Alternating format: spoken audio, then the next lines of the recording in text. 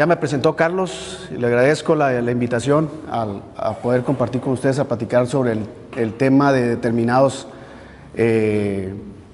lo que la compañía trae y sobre todo lo que la compañía ha venido recopilando como experiencias durante todo el tiempo que está en contacto con los agricultores en diferentes zonas. Y la idea precisamente de esta plática es poder transferir conocimientos de casos de éxitos en manejos de determinados en malla sombra para que puedan ser utilizados tras la evaluación de su equipo, puedan ser utilizados y puedan ser implementados en sus sistemas de producción, ¿no?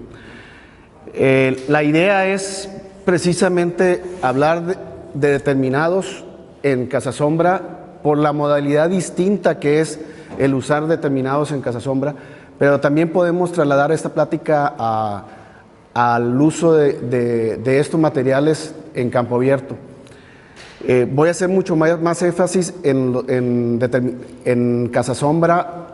Estamos hablando de invernadero, Casa Sombras o macrotúneles, porque ahí es donde tenemos que hacer algunas variantes para poder ajustar la tecnología del uso de determinados bajo las estructuras. Estamos hablando de que son condiciones distintas y por lo tanto tenemos que hacer unos manejos distintos para poder tener éxito en el cultivo. ¿De dónde viene toda esta información? Esta información viene de las visitas que hemos tenido con diferentes agricultores en diferentes zonas. Háblese de Culiacán, háblese de Los Mochis, háblese de Sonora, háblese de Michoacán o incluso en Baja. Agricultores con los cuales suman más de 1,400 hectáreas actualmente que tienen saladez determinados en Casa Sombra. Del total de las 25,000 hectáreas, entonces ya tenemos una tendencia muy clara a que hay realmente, de que se está viendo realmente el uso de determinados como un complemento para usar la infraestructura de invernaderos, ¿no? Y de malla sombra, de macrotúneles. Pero es una opción realmente para poder extender el ciclo del cultivo y poder aprovechar su potencial con más tiempo de cosecha, ¿no? Un ejemplo de estos cambios de patrones de cultivo lo tenemos, le quise manejar esta información porque quise manejar esta información como un ejemplo de los cambios que se están viendo en cada una de las zonas. En el caso de Culiacán, la información que tenemos de 2012 al 2016 es que en Culiacán siembras, planteos después de noviembre eran 698 hectáreas que se hacían de indeterminados. Actualmente, ya en el 2016, solamente había 89 hectáreas de indeterminados que se plantaban en noviembre. Y ese es el foco de la plática ahorita, cómo esos agricultores han visto en la opción del determinado una muy buena oportunidad de poder competir, sobre todo competir en estos mercados tan competidos en precios, donde ya no hay tantas ventanas como sucedían anteriormente y ya cada vez la agricultura se ha venido constituyendo como un negocio de costos, ¿no? Un negocio de control de costos a base de producción, pero siempre controlando los costos de ese cultivo. Igual en Baja, tenemos registrado, es una percepción muy particular de la empresa, pero desde el 2013 teníamos registrado cerca de 1,570 hectáreas de indeterminado y ya en el 2017 1,220 hectáreas es la que tiene identificada Mariano, más o menos, pero son las que se tenían hasta el año pasado. Y bueno, vemos también una tendencia a la baja.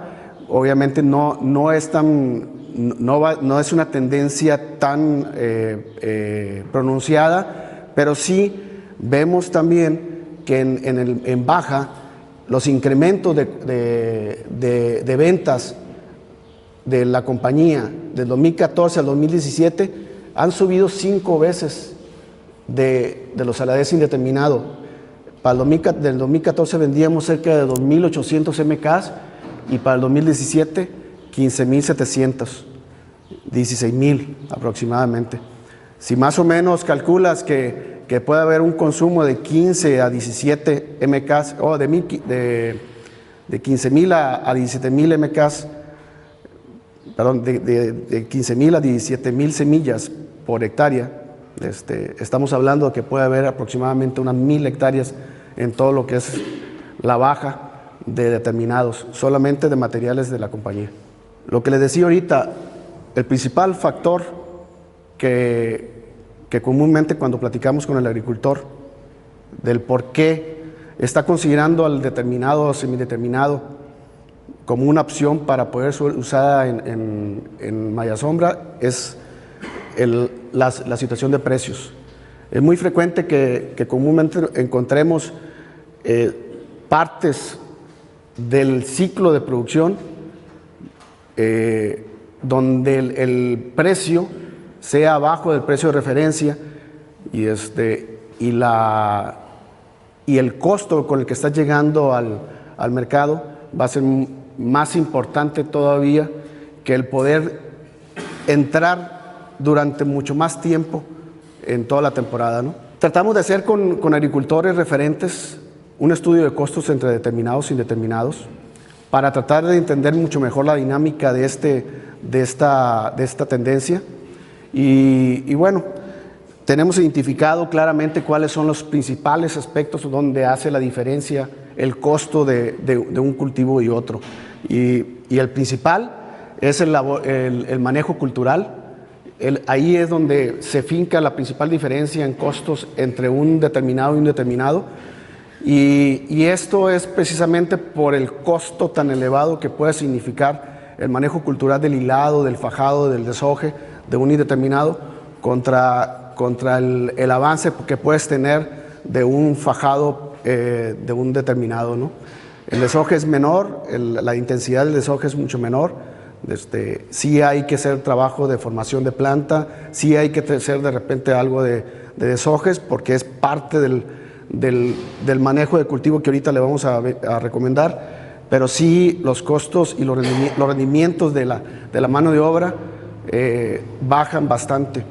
Tan es así que para indeterminados pudiéramos necesitar unos 4 o 5 personas por hectárea y para un determinado pudiéramos necesitar unos 2 personas por hectárea constante, ¿no? para la atención del cultivo. Otro aspecto es los insumos, gastos fijos y compras, que bueno, una de las principales es el valor de la semilla. Obviamente cuando tienes un indeterminado, todos sabemos que traemos mayor densidades que un determinado, ¿no? En un indeterminado.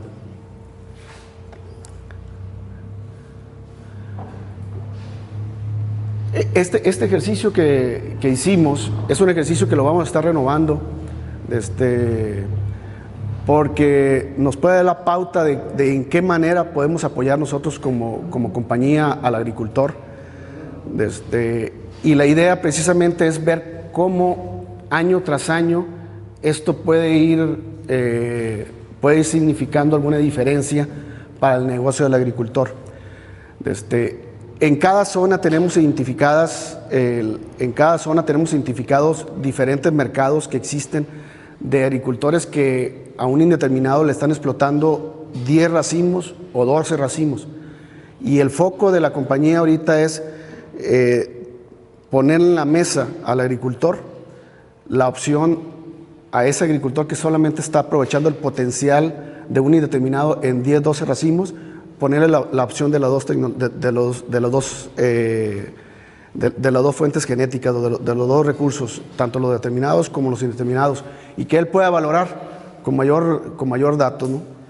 Una de las ventajas, uno de los factores que el agricultor al final de cuentas toma en cuenta para poder saber si va a usar un determinado o un indeterminado es, obviamente el agricultor tiene que ver aspectos de comercialización. Se tiene que tomar en cuenta muy bien la temporada de siembra en la que va a entrar, si hay antecedentes que un semideterminado pueda entrar bien durante ese ciclo, si los requisitos de calidad le dan de la variedad que tiene acceso de un determinado, y si los flujos de producción de un determinado le pueden dar de acuerdo a los contratos, ¿no? Sobre todo eso es muy importante, porque obviamente vamos a tener mayor concentración de producción que un indeterminado. No estamos hablando de los determinados típicos de antes que señalaba el libro de botánica, que decían que un determinado es aquel tomate que al tercer, cuarto, quinto racimo determina su crecimiento. Obviamente lo que decía Carlos, estos son semi-indeterminados y estamos hablando de que podemos tener 13, 14, 15 racimos durante todo el ciclo. Todo depende de cómo manejemos el cultivo, que va a ser una plática muy interesante con Alonso, cómo manejemos y consideremos que al hablar de un semideterminado, estamos hablando de materiales que tenemos que considerar la cantidad de racimos que tenemos en la planta para poder definir la estrategia de fertilización. Podemos manejar claramente semideterminados con 5 meses de producción, lo podemos hacer. Todo es dependiendo de cómo lo vamos a manejar. Es más, tenemos agricultores que tienen 7 meses de producción con semideterminados. Otro aspecto obviamente es que con qué infraestructura contamos, y lo digo esto porque el caso de Michoacán tiene mucha infraestructura de macrotúneles. Ese macrotúnel obviamente no tienen para sustentar. Esa gente que se metió con apoyos cuando tuvo el problema Michoacán de violencia excesiva, el gobierno entregó muchos macrotúneles con la idea de que le iban a entrar al negocio de las berries. En un año se dieron cuenta que estaban bien equivocados. O sea, tronaron el negocio de las berries y toda esa gente se fue al negocio de hortaliza porque ya tenía toda esa infraestructura. Y uno de los principales es el tomate. De 48 hectáreas que tenía registrado, ahorita anda en 350 hectáreas aproximadamente, todo lo que es Michoacán, en tomates determinados. Y esa es una de las causas por las cuales en otoño e invierno tampoco no valió el tomate. Yurecoro se juntó junto con Sinaloa, pudo extender su producción muchísimo. Cuando venía una granizada o venía una baja temperatura, se acababa Yurecoro. Con el macrotúnel pudieron proteger. Hay el caso de gente que no tiene infraestructura como para poder seguir, o los recursos como para poder seguir manteniendo la estructura de soporte de las mallasombras. Pues con esto puedes hacerlo también, con semideterminados, metiendo fajado, ¿no? En fin, hay muchas cosas que se tienen que evaluar para poder ver con qué puedes entrar, ¿no? Si con un determinado o con un indeterminado. Y la otra, pues muy importante, la remarco ahí, la tendencia se ha ido incrementando por la disponibilidad de mano de obra. El problema de San Quintín es un problema general, y es un problema a nivel mundial, y es un problema que nunca pensamos que en México íbamos a tener, ¿no? Y lo tenemos ya. Y de aquí para adelante, el problema de mano de obra siempre va a ser. Algunos agricultores van a tener problemas de mano de obra un año, otros, porque no vamos a estar robando hasta personal, ¿no? Pero no hay suficiente mano de obra ya para poder cubrir todas las áreas de producción hortícola y de berries que existen en México. Y bueno, las ventajas que hemos visto tras el análisis es que definitivamente hay un menor manejo laboral, lo que le decía ahorita, hay menor necesidad de mano de obra. Es una de las razones por las cuales los agricultores tienden a complementar los dos tipos, indeterminado con determinado. La realidad es que lo pongo ahí porque lo sabemos, en la empresa tenemos una fuente de resistencia muy buena. Tenemos fuente de resistencia a Fusarium 3, a Fusarium de la Corona, con el nuevo material 8444. Es el primer material que tenemos, tanto F3, Nemátodo, como Fusarium de la Corona. No hay en el mercado otro material que tenga esa fuente de resistencia. Y estamos muy confiados de que vamos a seguir avanzando materiales con otro tipo de resistencia, con paquete de resistencia como de cenicilla,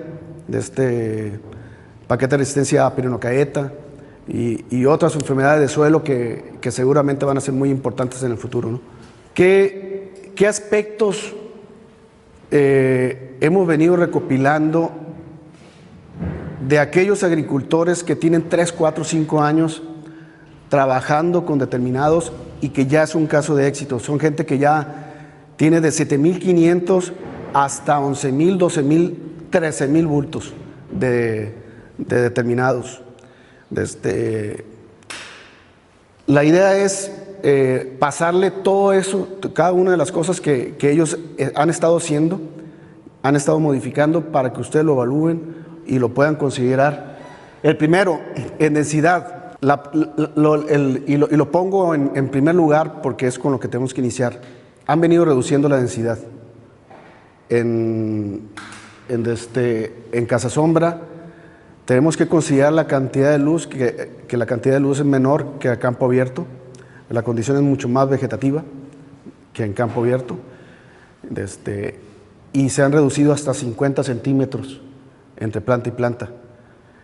Y han extendido el surco hasta 2 metros incluso, para que tengan suficiente luz y puedan evitar presiones de formación de frutos, o que la planta se vaya muy vegetativa, o que frutos cuadreados y todo ese tipo de cosas, ¿no? Que también tiene que incidir el manejo de fertilización, también tiene que ser, es parte muy importante. Pero si tú tienes demasiada población en un material que es muy fuerte, como la genética de Séminis, vas a tender a hacer mucha planta y muy difícilmente vas a poder cambiar la tendencia de esa planta a que se haga más generativa, no a que se balancee la planta. El segundo es manejar muy bien el tutoreo, el fajado y la conducción. Vas a trabajar con una planta que se te puede ir hasta el tutor, se te puede ir hasta el tutor, se te puede ir a 2,5 metros, 3 metros, se te puede ir a 2, 3 metros de altura. Todo depende de cómo vas a manejar la fertilización, pero la planta, en la medida que tú le des, te va a responder. En la medida que tú vayas manejando un plan de fertilización adecuado para poder soportar el crecimiento, mantener una estructura de planta y tener tamaños, te lo va a hacer, la planta te lo va a responder. Entonces, por lo pronto, sí tienes que estar preparado con el tutor y con el manejo del fajado muy puntual. La siguiente, sistema de riego. Si estamos hablando de que vamos a querer tener un ciclo de producción mucho más extendido, le pongo un ejemplo. Ahorita antier acabo de visitar un agricultor que hizo un sistema híbrido, donde plantó en 15 de septiembre, plantó por segundo año consecutivo con las mallas abiertas, basándose en la resistencia de los materiales. La cerró en noviembre hasta que pasaron la época de lluvias y que el calor y la humedad ya no estaba presente en el ambiente. La cierra, tiene un ciclo temprano, empieza a cortar los primeros de diciembre y ahorita tiene todavía como 2,500 bultos en planta. La idea es cosechar todo mayo. Este agricultor es Daniel Cárdenas, en la zona de Nabolato.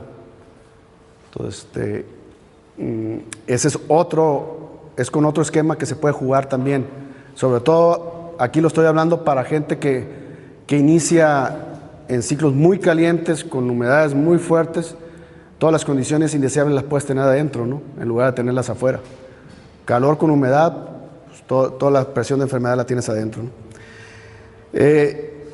Sistema de riego, le decía, bueno, pues la idea es estar preparados bien con un sistema, con unas líneas preferentemente de 20 centímetros entre emisor y emisor, pero para ciertos casos, lo que hemos visto incluso, hay gente que ha incursionado con doble cinta y con mucho éxito, incluso algunos con cinta enterrada, sobre todo para gente que tiene problemas de permeabilidad en el suelo, ¿no? Con esa cinta enterrada y con una cinta enterrada y con una cinta arriba, ha empezado a combinar el uso de la cinta enterrada y la cinta arriba. Y la verdad que ha habido buenas experiencias también. El chiste es jugar con soluciones que te puedan, o con opciones que te puedan hacer una solución al problema que te está frenando, ¿no? El caso más frecuente que nos frena en un ciclo tan largo para los saladez determinados y para todos los cultivos es que en aquellos terrenos que son que tienden a compactarse mucho, como son los aluviones, ahí es donde el agricultor ha empezado a hacer la opción también de cinta enterrada para poder tener mucho mejor permeabilidad, ¿no? Alonso va a hablar y trae un tema muy puntual. Alonso le ha dado seguimiento muy puntual a una variedad que es la 8444. Esta variedad es el último lanzamiento de la compañía. Es una variedad que puso un estándar en producción, en tamaños, en calidad y sobre todo resistencias que difícilmente lo vamos a superar. Digo, vamos a tardar rato todavía como para poder para poder sacar otra variedad sobre todo que reúna los tamaños y la producción de 8444, ¿no? ¿A qué voy? La variedad tiene mucho potencial, pero tenemos que empujar en fertilización para poder sacar ese potencial. El último registro, algo muy puntual, y se lo doy para que lo señalemos, para que veamos realmente lo que se puede lograr. La última producción que tuvimos en Del Campo con Diego Ley del material fueron el 35% de los frutos fueron jumbos, y el 40% Ls y XLs, con el 75% de la calidad exportable, ¿no?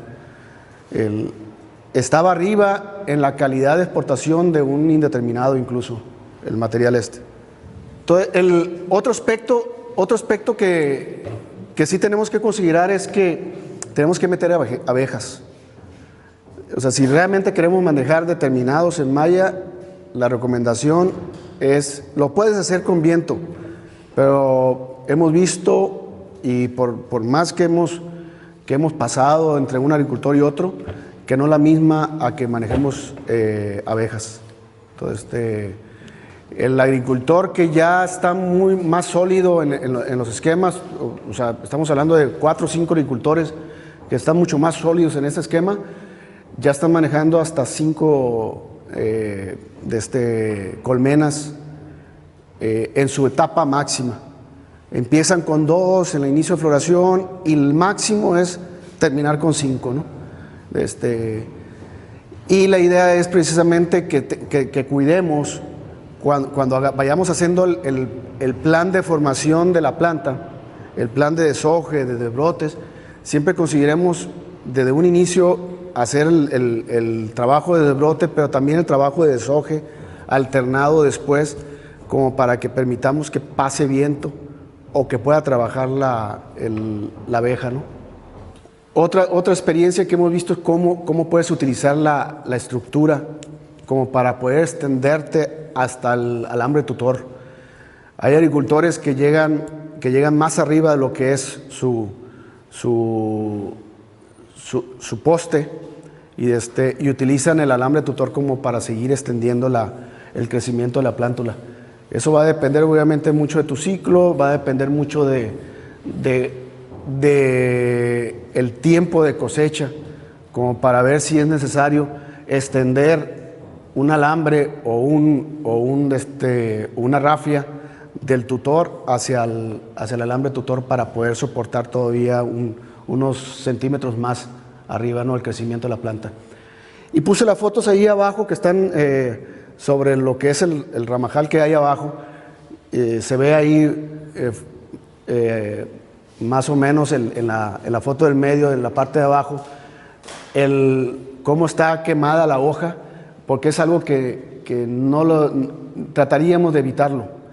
Trataríamos de evitar que la planta se fuera tan vegetativa que se cociera la hoja, porque en eso vamos a tener problemas de polinización, vamos a tener problemas de enfermedades. Entonces vale la pena ir manejando la planta bien balanceada de tal manera que podamos llegar, manejarla a nuestro antojo y podamos siempre tener algo balanceado que permita la ventilación entre planta y planta, ¿no? Esperemos que puedan pueda darle a entender un poquito el tema del deshoje, pero eso obviamente muchos de ustedes ya lo tienen bastante bien manejado. Lo que quise nada más aquí señalar es que en la medida que hagamos los deshojes, vamos a tener una planta más generativa o más vegetativa, que son aproximadamente 20-25 días el deshoje. No recomendamos que sea más tarde, porque ya empezamos a hacer más daño a la planta, dejamos heridas mucho más grandes y también provocamos un retraso en la planta. En la medida de que hagamos oportunamente esto, vamos a tener una mayor generatividad, pero también vamos a ganar una mayor precocidad. Entonces, podemos trabajar con nuestros materiales haciendo un buen trabajo de formación inicial y vamos a ganar precocidad. Las condiciones de cultivo es lo que nos va a definir de qué manera tenemos que hacer la formación inicial. Posiblemente, si ustedes no tienen una condición tan vegetativa en esta zona, no van a hacer un desbrote tan fuerte como es Sonora y Sinaloa, que están en unas temperaturas tan fuertes y una humedad tan fuerte que la planta por sí solo, aunque no le hagan nada, se va a ir hacia arriba, en crecimiento. No le digas más si le aplicas nitrógeno, pues todavía peor, no vas a parar esa planta nunca. Y es por eso que de repente estamos con el problema de que no logramos que amarre un material. Hay un factor genético, pero hay un factor también de manejo aquí en este tema, ¿no? Ingeniero, sí. La mayoría de los tomates funcionan bien de calor, de clima caliente a fresco, ¿no? Como aquí usarlo como segunda etapa, es donde yo he visto que agarran pero hay otros que les gusta de clima fresco a calor, ¿qué es lo que les gusta? ¿Calor a frío o frío a calor? Hablando del 8444, el 8444 es una planta muy fuerte, ¿eh? Te puede funcionar de frío a calor también.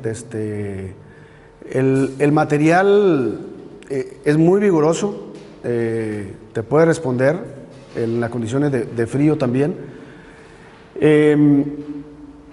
Precisamente en las condiciones de calor intenso y calor con humedad es como tienes que tener mucho más puntual el tema del desbrote inicial de la formación. Pero tiene toda la fuerza para poder trabajar en frío también, desde mi punto de vista. Obviamente ya sería cuestión de ver y probar en las condiciones de mayor frío, con menor luminosidad, si se puede meter en la malla sombra, porque ahí entran otros factores, que entra el factor de luz. Entonces, pero en campo abierto, no tengo ningún problema de que se pueda utilizar. Haz de cuenta, mira, el 51, el 79, funcionan bien si los pones con calor, cuando la mata está pequeña, ¿no? Entonces la mata crece, y ya que llegas a floración y fructificación, ya estás como, cuando el clima está cambiando, ya tienes un clima normal, los meses de octubre, noviembre. Entonces ahí es donde yo he visto los mayores tamaños, ¿no? En cambio el 79 y el 51, si los pones en el ciclo, por ejemplo, abril, no te dan los tamaños que te das si los plantas en junio o julio. Si los plantas en julio te dan los tamaños más grandes. Y comenté por eso lo del 44. Realmente el 44 tiene tiene unos tamaños muy superiores al 79. ¿Así? Sí. No, marca mucho la diferencia. Sí, no, la verdad que sí. ¿Cuál es la diferencia? Mira, si gustas ahorita platicamos un poquito porque tengo listado los materiales aquí y te pudiera dar mis impresiones, pero seguramente ustedes también tienen sus propias impresiones aquí en la zona. Pero el estándar de tamaño de 44 es otra cosa.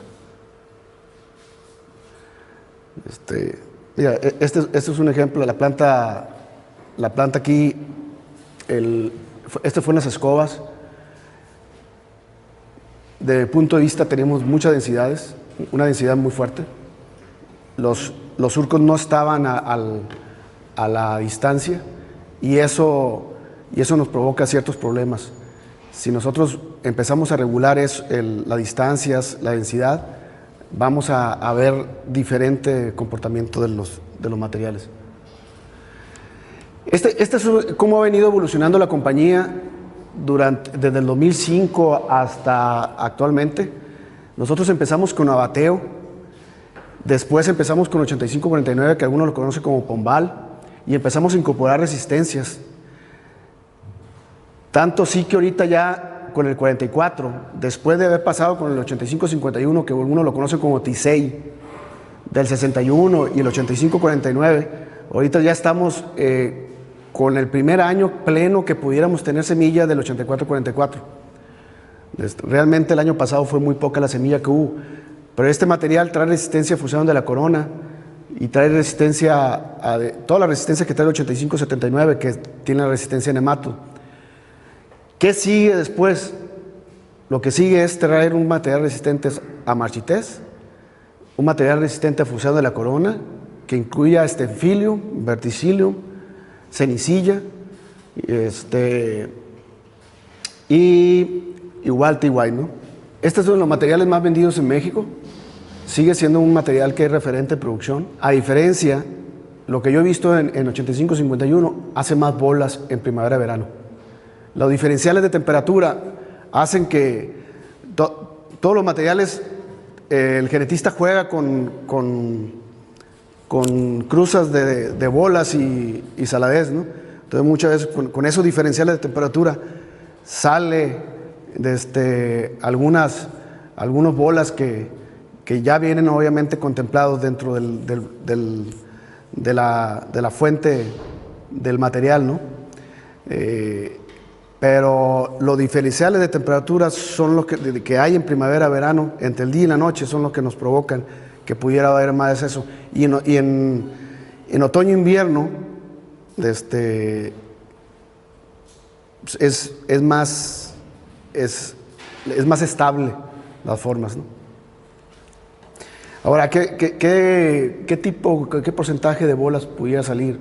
Pudiera salir un 4%, 3, 4%, dependiendo de la intensidad de los diferenciales, ¿no? Y este material, mira, el miscaíno, si lo plantas por ejemplo, ahí es de frío a calor, ¿verdad? Si lo pones en inicios de febrero, te da casi puras bolas. Y lo Febrero. pones en el segundo ciclo, es como en julio, te da un tomate. Tomatón. Y muy estable, mucha firmeza, mucho. Este 8549 todavía se siembra mucho. Todo lo que se siembra de ese material, como no tiene resistencia a T-White, es en malla sombra. Agricultores como La Primavera y agricultores que siembran en malla sombra lo siguen metiendo porque es un material que marca un estándar en calidad y en tamaños. ¿Qué tiene? No tiene ninguna resistencia a plagas, a virosis, perdón. Este 8579 es un material que está muy universalizado, es un material muy estable, material que te puede proyectar ciclos de producción largos, 4, 5, 6 meses fácilmente. Tiene resistencia a TY, a fusión en 3, tiene muy buena calidad de fruta. Te aguanta muy bien las entradas a condiciones ambientales donde la humedad relativa es muy baja. La planta mantiene la turgencia. Es cuestión de seguir haciendo un trabajo de de fertilización adecuado y te sigue empujando todavía la cabeza, ¿no? Este es un material mucho más precoz. Este material, posiblemente algunos de ustedes ya lo vieron en pruebas en campo abierto, puede ser usado también en casa sombra. No tiene resistencia a nemato, no tiene resistencia a fusarium de la corona, tiene resistencia a fusarium 3 y a T-White y a torrado. Y este es el otro material, ¿no? 8444. Realmente la diferencia en calidad respecto a lo demás sí es muchísima, sobre todo la uniformidad en la producción y en los tamaños. El paquete de resistencia todavía es mucho más fuerte, tiene resistencia a Staphylium, tiene resistencia intermedia a nemátodo y resistencia intermedia a T-White. Viene marcado a marchitez aquí, pero no, creo que no, marchitez todavía no está declarada todavía, no está confirmada, ¿no? No está declarado, simplemente ok. Y bueno, eso sería todo. Es a grosso modo, como le digo, una plática en la que lo que queríamos era compartir un poquito de lo que hemos venido recopilando, de cosas que vale la pena que lo hagamos para poder tener éxito en siembras en malla. Y bueno, hay cosas también que podemos ajustar también a campo abierto, ¿no? Repito, el tema de tamaño lo podemos ajustar con densidades o con formación de planta. Tomemos en cuenta que la planta es una planta muy fuerte y es una planta que en la medida que tú lo vayas formando también la vas a poder ir empujando, ¿no? De tal manera que vas a empujar hasta donde tú quieres llegar. Lo malo es que inicies con una planta que no puedas transformar, o sea, que se te vaya en vicio vegetativamente y que obviamente por traer un mensaje ya a la planta inicial se te va a dificultar poderla cambiar a una planta generativa, ¿no?